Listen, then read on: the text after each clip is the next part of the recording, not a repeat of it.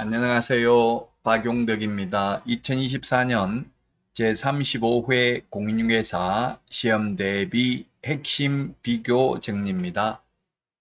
핵심 비교 정리 파일은 네이버 카페 박용덕 박사의 부동산 여행에서 다운로드 받을 수 있습니다.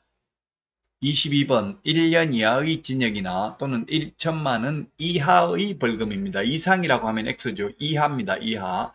징역 또는 벌금이지 징역과 벌금을 병과하지는 않습니다. 1번에 보면 공인중개사가 아닌 자가 공인중개사 그 밖에 이와 유사한 명칭을 사용한 자인데 대표적인 판례가 자격증 없는 사람은 대표를 가리키는 명칭을 쓸 수 없습니다. 대표자, 대표, 사장, 회장, 중개사무소, 소장 이런 명칭을 쓰게 되면 자격증 없는 분이 쓰면 유사명칭 사용금지로 1년 이하의 징역이나 1,000만 원 이하의 벌금이고요. 자, 그 다음에 2번 공인중개사 사무소 또는 부동산 중개라는 유사명칭을 사용한 경우입니다. 개업 공인중개사가 아닌 자는 간판에다가 발품 부동산, 부동산 카페 이런 부동산이라는 용어도 사용하면 안 됩니다. 개업 공인중개사가 아닌 자가 사용한 경우를 말하죠.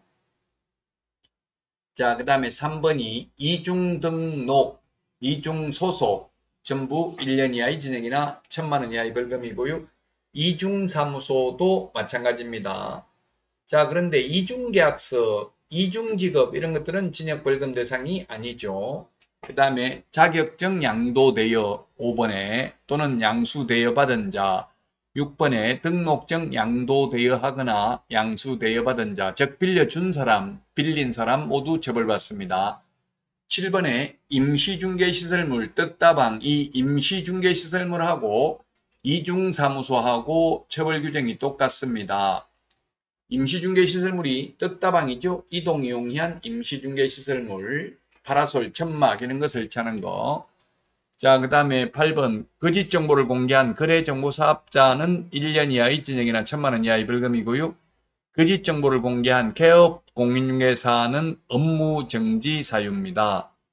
9번에 비밀 준수 의무를 위반한 경우 반의사불벌죄입니다. 공인중개사법에 반의사불벌죄는 오직 이거 하나밖에 없고요. 공인중개사법에 친고죄는 없습니다. 친고죄는 적극적으로 고소고발을 해야 벌할 수 있는 게 친고죄고요. 반의사불벌죄는 아무 말 없어도 벌할 수 있는데 피해자가 처벌을 원하지 않는다고 하면 벌할 수 없는 게 반의사불벌죄입니다. 자, 그 다음에 10번 광고 위반한 무등록업자입니다. 즉 개업공개사가 아닌 자가 중개대상물에 대한 표시광고를 한 경우가 되겠습니다. 11번은 중개대상물 매매를 업으로 한 경우입니다. 중개대상물 매매를 업으로 해야 금지행위 1년 이하의 징역이나 1,000만 원 이하의 벌금이고요. 건축자재 매매를 업으로 해도 금지행위 처벌규정 없습니다. 12번 무등록 중개업자임을 알면서 무등록 중개업자와 협력하는 행위입니다. 그를 통하여 중개를 의뢰받거나 개업공개사 자신의 명의를 이용케 하는 행위가 되겠고요. 13번 중개보수 또는 실비를 초과하여 어떠한 명목으로라도 금품을 받는 행위. 자, 그 다음에 14번 거짓된 은행 그 밖에 의뢰인의 판단을 거르치게 하는 행위. 이 14가지가 있었는데 작년에 전세 사기 때문에 추가된 게 이 두 가지가 추가됐습니다.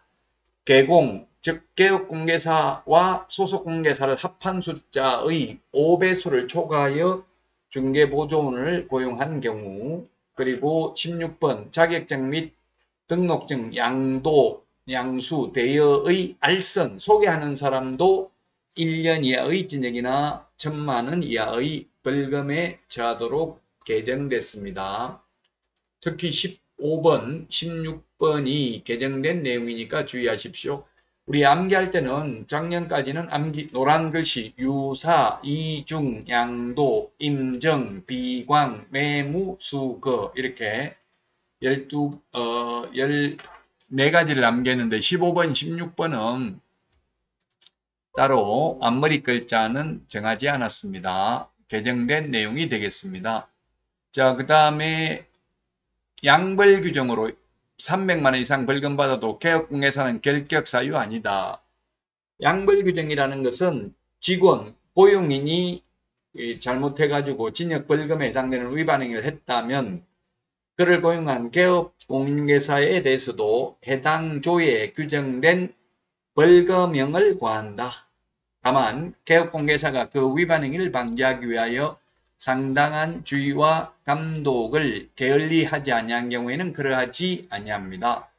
즉 직원 잘못으로 벌금을 받아도 사장은 3년간 결격 사유에 해당되지 않습니다. 만약 직원 잘못으로 사장이 결격 사유에 해당된다고 하면 직원이 역선택해서 사장 망하게 할 수도 있겠죠.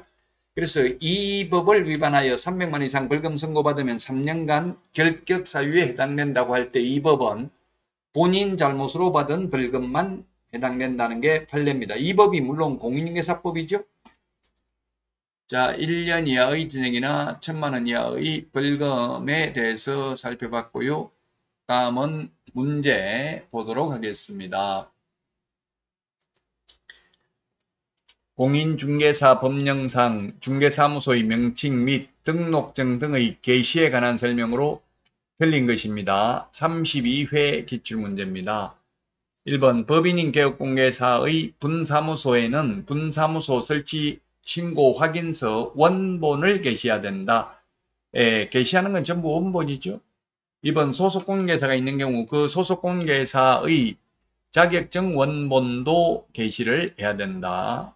맞습니다. 3번 개업공인중개사가 아닌 자가 부동산 중개라는 명칭을 사용한 경우 유사명칭 사용한 경우도 마찬가지죠.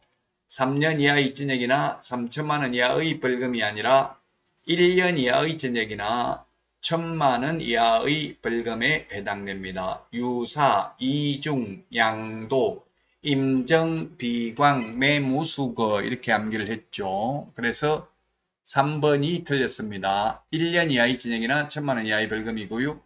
4번 무자격자가 자신의 명함에 부동산 뉴스 대표에 자격증 없는 자가 대표를 가리키는 명칭을 사용하면 유사명칭 사용한 것으로 1년 이하의 징역이나 1000만 원 이하의 벌금에 해당이 됩니다. 5번 공인중개사인 개업공인중개사가 5개 광고물 등의 관리와 5개 광고 산업 진흥에 관한 법률에 따른 5개 광고물, 쉽게 말하면 간판이죠. 간판을 설치한 경우 등록증에 표기된 개업공개사의 성명을 표기해야 됩니다. 간판 실명제입니다. 간판에는 등록번호, 전화번호는 안 적어도 됩니다. 간판 실명제입니다. 맞습니다. 만약 이렇게 성명을 표기하지 않는 경우에는 100만 원 이하의 과태료 대상이 되겠습니다. 자, 이번 시간 여기까지 하고요. 다음 시간에 찾아뵙겠습니다. 안녕히 계십시오.